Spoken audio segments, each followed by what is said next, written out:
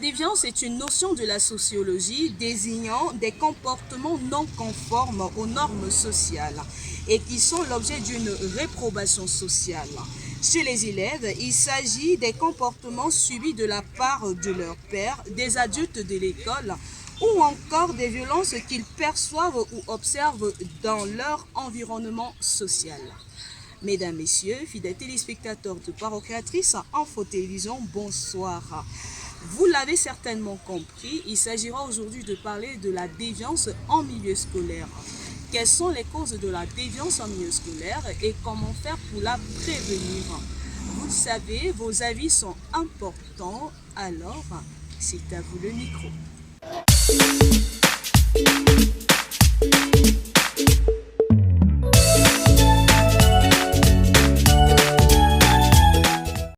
Les déviances en milieu scolaire sont les mauvaises compagnies, les mauvaises fréquentations. Les gens peuvent marcher avec des garçons qui escaladent, qui jouent au jambo, qui font tout ça. Et ça les entraîne aussi, les mauvais caractères les entraînent. Yeah, I'm Sister Mary, a teacher and also a sister in Faith Tabernacle. I'm here to state some causes and possible solutions for defiance in school.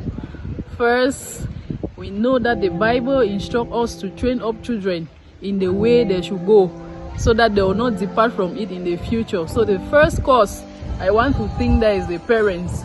If children are brought up properly, they will not go astray or they will not deviate. Secondly, the society in which we are is a fallen generation. Children are exposed to the media.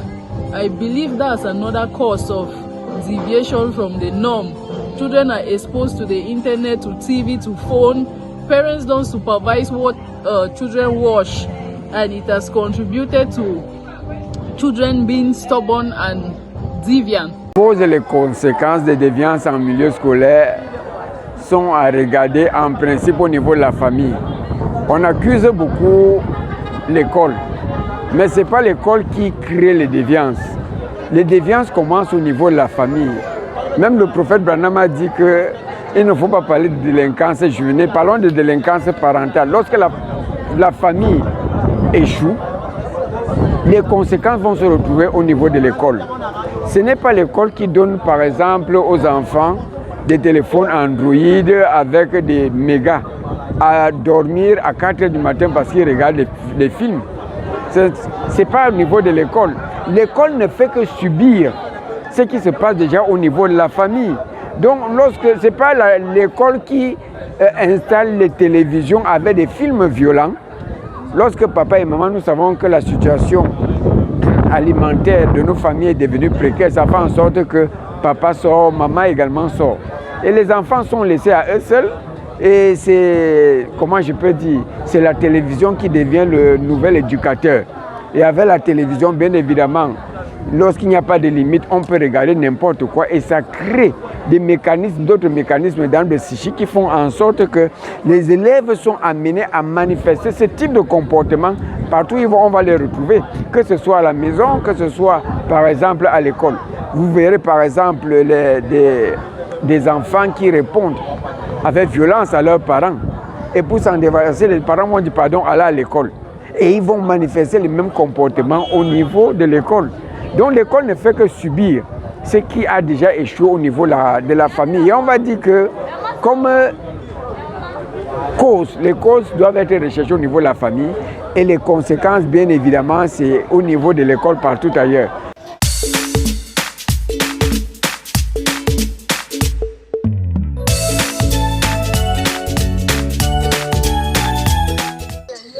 Et les conseils que je peux donner, c'est de fuir ces genre de personnes, de fuir ces mauvaises compagnies. Même si tu n'as aucun ami, tu dois rester seul à ton coin. En premier tiret, je veux dire ici les mauvaises compagnies d'abord, l'éducation qui provient aussi des parents parce que ce qui encadre, englobe ce qui encadre, je veux dire, le milieu scolaire, c'est entre 3 points. L'enseignant, le parent et l'élève. Alors les trois points doivent se collaborer. Une fois, si cela ne se tient pas à se collaborer et à s'entendre, suivi de la maison par le parent, suivi à l'école par l'enseignant, tous les rapports doivent être en échange et chaque parent aussi doit assister aux réunions que les enseignants font souvent en milieu scolaire. Donc chaque parent devait au moins assister à cela.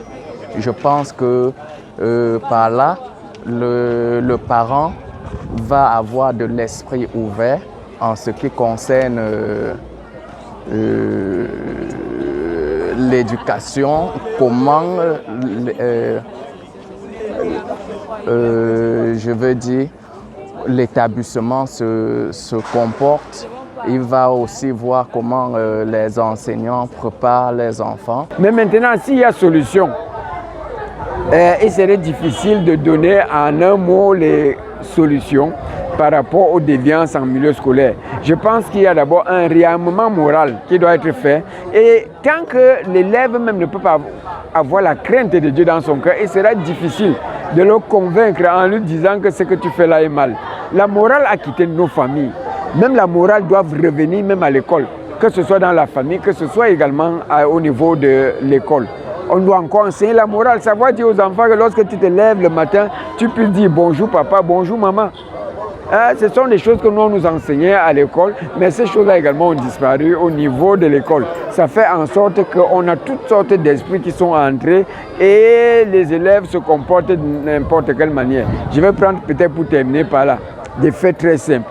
Voilà qu'un enseignant punit l'élève, mais le parent quitte la maison pour venir bosser l'enseignant au sein de l'établissement. Donc cela signifie que même le parent cautionne même ce que le comportement de son enfant. Donc il y a échec à tout niveau. L'éducation de l'enfant, c'est tout un maillon, c'est toute une chaîne. Donc lorsque l'une des chaînes est brisée, c'est terminé. Et comme la famille est brisée, ce sera difficile, bien évidemment, de récupérer les autres éléments. Merci.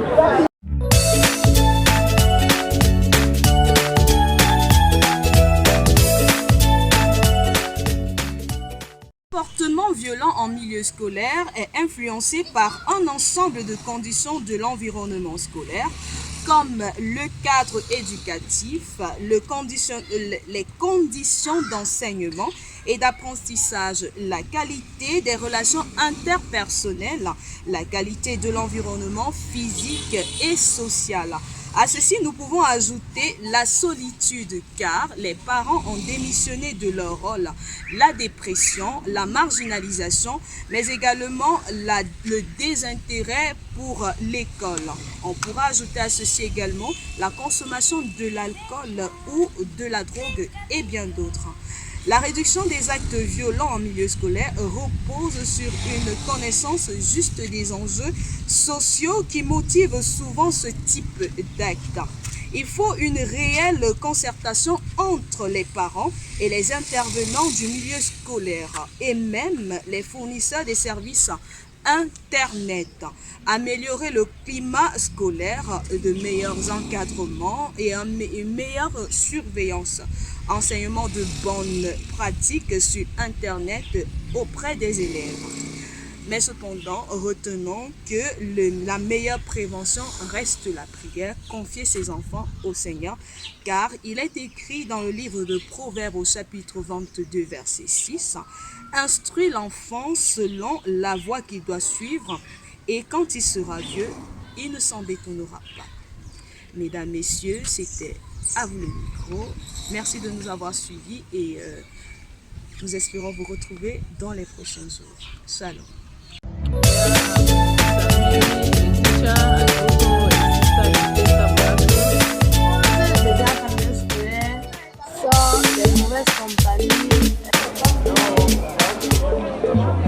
Bien aimé, bon.